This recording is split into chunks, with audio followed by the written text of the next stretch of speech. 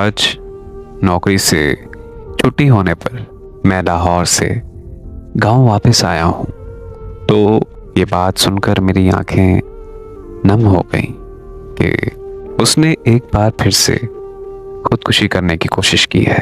काश मैं उसे गले लगाकर कह सकता कि देखो यार, मैं तुम्हारे साथ हूं। काश कि मैं उसे कह सकता कि मैं आज भी तुमसे बेहद मोहब्बत करता हूं, लेकिन मैं ऐसा नहीं कर सकता। मैं बहुत ज़्यादा मजबूर और बहुत ज़्यादा बेबस हूं, क्योंकि वो किसी और की है और मैं भी किसी और का हूं। आज से 5 साल पहले हमारी मंगनी हुई थी और हम दोनों एक साथ बहुत ज़्यादा खुश थे। लेकिन जब वो गांव से लाहौर पढ़ने के लिए गई थी तो वो बहुत ज़्यादा बदल गई थी और वो मुझे पेंडू और जाहिल कहकर उसने मुझसे मंगनी तोड़ दी थी। तो फिर मेरी शादी मेरी कज़न के साथ हो गई और उधर लाहौर में एक लड़के के साथ उसकी नूड वीडियोस सारी दुनिया में वायरल हो गई।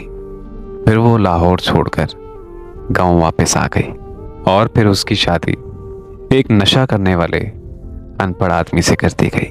शादी के बाद मुझे उसकी कॉल आई। वो रो रो कर मुझसे माफ़ियाँ मांगने लगी। वो मुझे कहने लगी कि मुझे तुमसे बेवफाई करने की सज़ा मिली है। मैं लाहौर जाकर अपना आप भूल गई थी। जिस लड़के के लिए मैंने तुम्हें छोड़ा था, उसी लड़के ने मुझे नशा देकर मेरी वीडियोस बनाई और इंटरनेट पर वायरल कर दी। फिर वो मुझे कहने लगी कि मेरी तो ज़िंदगी अज़ियत बन गई है।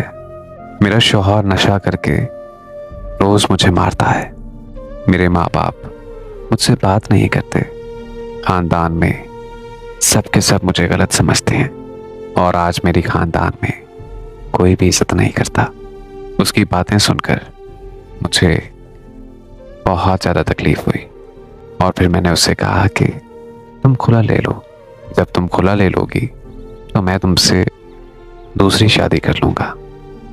तो उसने मेरी बात मानकर खुला का केस कर दिया और फिर एक दिन मेरी बीवी को सब कुछ पता चल गया। मेरी बीवी ने उसकी बहुत ज़्यादा इंसल्ट की और मेरी बीवी ने मुझे कहा कि या तो तुम इसे रख लो या फिर मुझे और हमारे बच्चे को। और उसने साथ साथ मुझे ये भी कहा कि मैं खुद भी मर जाऊंगी और हमारे बच्चे को भी मार दूंगी। मेरी बीवी की बात सुनकर मैं कुछ भी नहीं कर पाया और मैंने अपनी बीवी को अपने बच्चे की कसम दी कि मैं दोबारा उससे कभी भी राब्ता नहीं करूंगा। उसने भी खुला का केस वापस ले लिया और आज वो अपने उसी शौहर के साथ रहती है। उसका शौहर उसे बहुत ज़्यादा मारता है। वो जहन्नम से भी बदतर ज़िंदगी जी रही है। कई बार वो खुदकुशी करने की भी कोशिश कर चुकी है। आज मुझे ये बात सबसे ज़्यादा तकलीफ़ देती है कि मैं उसके लिए कुछ भी नहीं कर सकता। मैं बहुत ज़्यादा मजबूर और बहुत ज़्यादा बेबस हूँ। आज मेरे इस दर्द को कोई भी नहीं समझ सकता कि मैं कितनी बड़ी अज़ियत से गुजर रहा हूँ।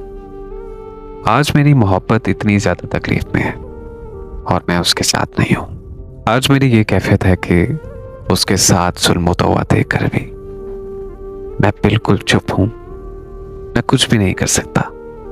बस आज मैं उसके लिए सिर्फ एक ही दुआ करूँगा कि अल्लाह पाक उसके हक में बेहतर करे।